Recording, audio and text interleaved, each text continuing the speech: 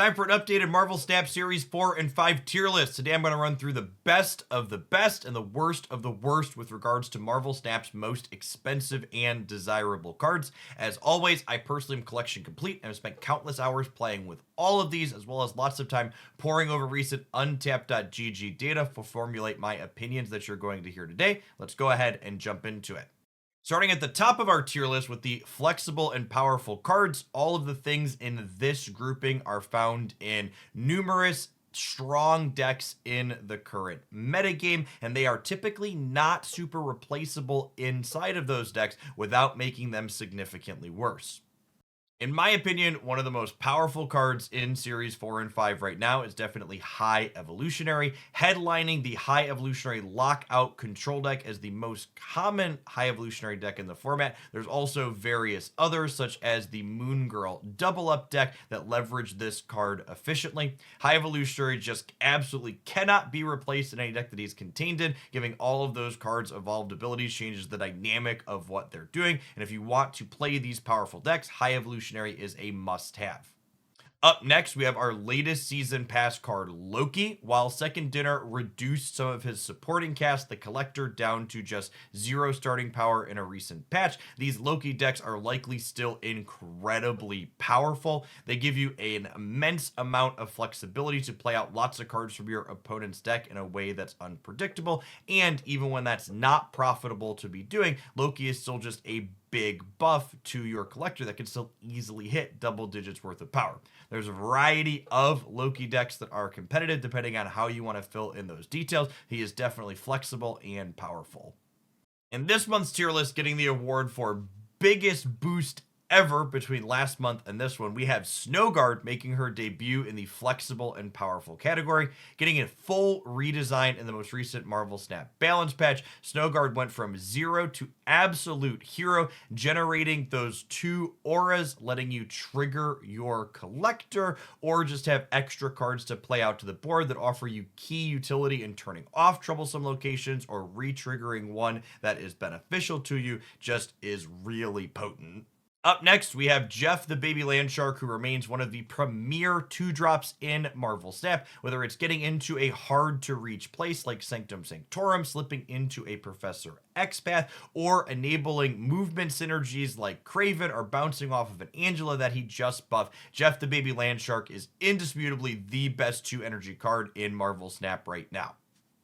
While Legion was brought down to having just 7 points of power in a recent over-the-air update, he's still seeing a ton of play in various Marvel Snap decks. He's a card that can swing games in an absolutely massive manner, while also having a floor that's relatively high because he just mitigates location variance and also still provides a reasonable stat line at 7 points for his 5 energy cost.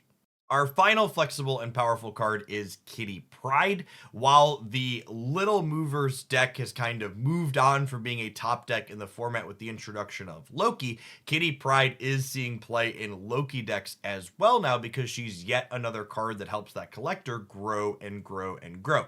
She fills in missing energy spots on your curve really nicely and scales up to a pretty impressive stat line that can be flexible where you commit it to until that final turn of the game. Moving along to our second grouping in the tier list, we have our narrow and powerful cards. These are cards that, generally speaking, are not replaceable in the good decks that they are contained in, but they basically only headline that specific deck that they're being played in, meaning if you're not interested in playing their one archetype, they're not really worth picking up for you. The first of these headliners is one of the biggest bads in the Marvel Snap universe, and that is Galactus. Galactus is bursting back onto the scene, reminding everyone that even after his redesign, he is still incredibly powerful and toxic. Galactus blows away the board in a way that's difficult for a lot of decks to deal with.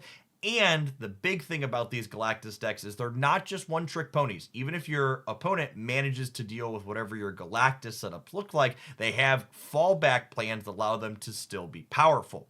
Speaking of fallback plans that also work with Galactus, our next card in the narrow and powerful category is our newest addition to Marvel Snap, and that's the Alioth. Alioth is a 6 energy top end finisher that if you get ahead, it allows you to stay ahead, locking your opponent out in the path that is played in, blowing away even face down cards. And if you're getting to Galactus, you know that you're ahead, meaning Alioth just locks up the game afterwards. All that being said, while Alioth is quite strong in these Galactus and ramp style shells, I think overall it's still currently struggling to find a place in non-ramp decks because there are just other options for better big finishers at the top end of your curve that are a little bit more consistent. Thus, I have it in the narrow and powerful category. Up next in the narrow and powerful category, we have the Hitmonkey, who headlines decks that love to play a bunch of cards out on that final turn of the game. While Bounce has definitely been nerfed out of the top echelons of the format, Hitmonkey still shows up in things like Sarah Disruption, and more recently there was a Thor Jane Foster deck that plays a bunch of zeros out alongside Hitmonkey to make a big flourish on the final turn of the game that definitely qualifies as powerful. Moving along, our next two cards in the narrow and powerful category are definitely a bit of a package deal. Silver Samurai as well as Stature, a card that Samurai is excellent at enabling, are a phenomenal pairing that we see in a variety of decks, along with the third in their trio, Black Bolt, who is a Series 3 card. Our final narrow and powerful card is another one of Marvel Snap's big bads, and that is Thanos.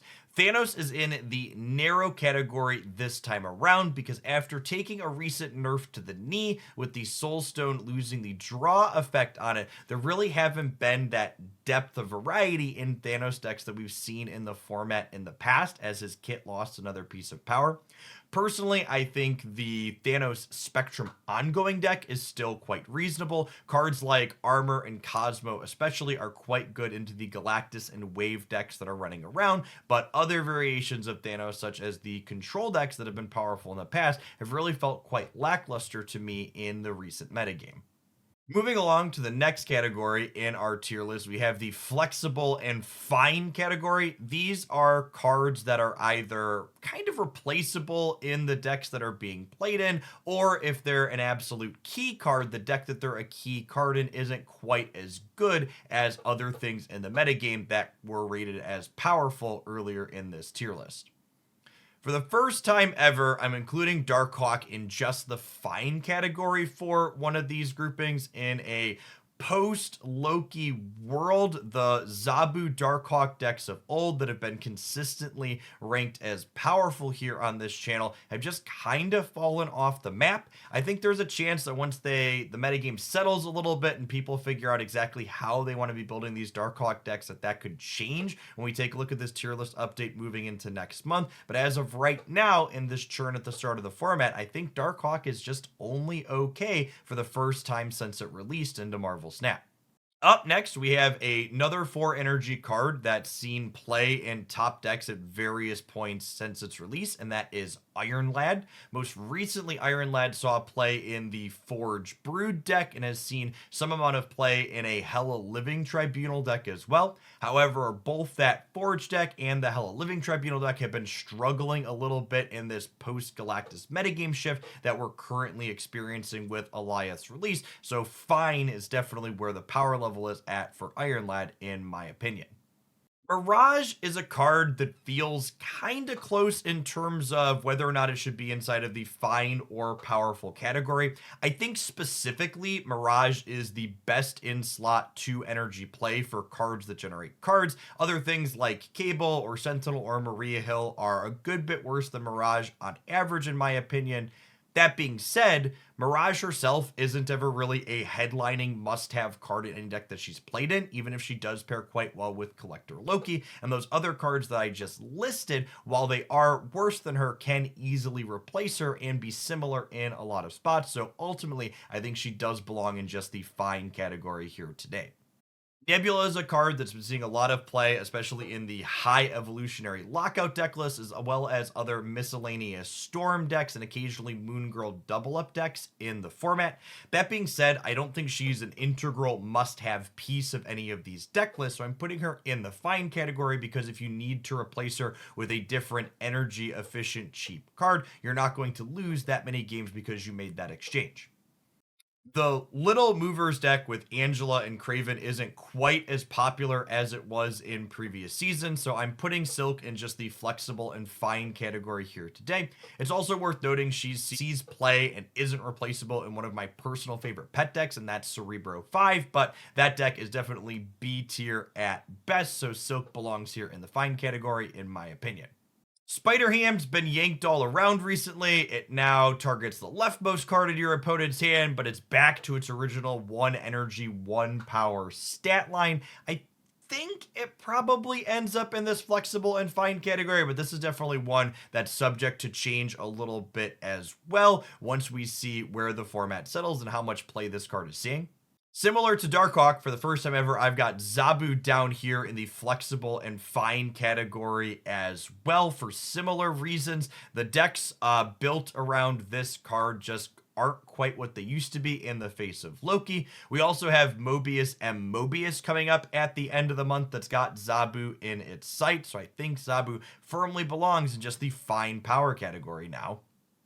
Rounding out the fine power category, we have Jean Grey, who I think in this post-Galactus world that we're currently living in is quite a reasonable disruptive card. That being said, she is one that you need to be conscious of building your deck around so you're not also locking yourself out while you disrupt your opponent. But I think she's also a card that's underutilized in the metagame as a whole, in part due to the fact that she's a more expensive and exclusive Series 5 card currently. Moving along to the narrow and fine category, everything in here are cards that aren't super replaceable in the archetypes that they're being played in, but they're also not being played in any archetypes that I would consider personally to be especially powerful. The first of these, Nimrod, could maybe get a little bit of wiggle room because Nimrod does see play inside of some Galactus variations, but outside of that, it's just inside of Destroy Shells. I definitely don't think Galactus variations have necessarily been optimized as of yet, so I also wouldn't be surprised if when the dust settles, whatever G-Man deck comes out on top ends up not playing Nimrod. So for the time being, I'm keeping Nimrod in the narrow and fine category because the bigger Destroy decks are really the only thing where it's seeing play. Up next, we have last month's season pass card Dakin, which can be an above rate 3 energy play, doubling up to 8 and sometimes even 10 power. While there are some collector shells, I've found that Dakin is fun, and especially alongside the Silver Samurai package, and occasionally it can be cute with Silver Surfer as well. It's not doing anything incredibly powerful, and I think you could probably replace it with a different card in most of those decks, so it's definitely fine at best and narrow in the places that it can fit in due to requiring either a discard or destroy synergy to function. MODOK. MODOK discards the entirety of your hand. There's not a single other card in the game that can fill this role. The Hela Living Tribunal deck really loves MODOK, and he's not replaceable there. That being said, in a post-Galactus world, that deck has struggled a little bit compared to when it was just combating Loki, so I think Only Fine describes MODOK, as well as Living Tribunal, the next card in this grouping that also sees play in that Hela variation. Up next, we have a couple of 1 energy, 2 power cards. Echo is a tech card waiting for a metagame to be her home. She had a brief moment in the sun where she could catch those Living Tribunals and Onslaughts and Iron Man against this Hela deck when it was trying to play a more fair game, but with that deck moving past, there aren't a lot of other ongoing cards in the format right now, so Echo is just fine at best and maybe even borderline kind of bad in our current metagame. Ghost Spider's a unique move enabler that doesn't have a good replacement, and if you're looking to play tricky move decks that are only okay, Ghost Spider's definitely a top tier card inside of those archetypes, earning her narrow and fine slot here today. Master Mold enables Ronin. If you want to play Ronin, you gotta have Master Mold. It's fine at what it does, but it's incredibly narrow. Stegron's a sweet card that always feels this close to being playable to me. I love this card inside of the Cerebro 5 deck that I mentioned earlier, but outside of that very narrow application, Stegron really isn't seeing any play, so narrow and fine again. Null is getting a bit of a demotion this time around. I'd previously been ranking this card as narrow and powerful or flexible and powerful. However, Galactus decks are moving their finisher slot from Null into Alioth, and the Destroy decks, which was the non-Galactus deck that Null was seeing play in, really struggles against the Loki decks because Loki can copy your Null and your Death and play them for cheaper than the Destroy deck can. For similar reasons, X23 is in the narrow and fine category here. I think X23 and Null are both must-have cards if you're interested in playing the Destroy archetype, but the Destroy deck being pretty poorly positioned into specifically Loki makes it hard to put these cards above the fine power level currently. Our next two cards kind of straddle the line in between narrow and fine and kind of bad. Depending on my mood and the specific matchups I'm running into, I think they could fall in either one of these two categories. Lady Deathstrike is a card that I think is a bit better than her play rate and statistics would imply in my anecdotal experience, so I'm going to drop her in the narrow and fine category here, but she's also not a card I would recommend spending your resources on unless you really love the novelty of the effect that she brings to the board. Our second card that's at the top of our kind of bad category, but could maybe be narrow and fine, is the Phoenix Force. This is a card that has impressed me personally, especially into the Loki decks in the metagame, but it does struggle to get appropriately big when you're only making 8 power multiple men. It is worth noting that Second Dinner has also commented the fact that Phoenix Force copying multiple man, the copies are supposed to be able to move around, is a known bug. So if that bug gets fixed in this upcoming October patch, I think Phoenix Force could be solidly narrow and fine. The rest of our kind of bad cards are just that. They don't have homes. I don't think they're very good. I'm not going to spend a lot of time talking about them. Howard the Duck, King the Conqueror, Negasonic Teenage Warhead, and Spider-Man 2099 are all cards that I would not be happy to open. I'm never playing games with them, basically, and you should definitely not spend any kind of resources on them. That's the end of our Series 4 and 5 tier list. Hopefully this was appropriately brief while also helping you understand where these cards are positioned in the metagame today. I would love feedback on the format of this video from you all at home. This is the first video that my wonderful new editor is working on for tier list content, so I'm sure we would both love feedback on all of the wonderful edits that were done here. As always, if you enjoyed my musing on this topic, snap that like button. Hopefully we'll see you back again real soon for some more Marvel Snap content here on YouTube.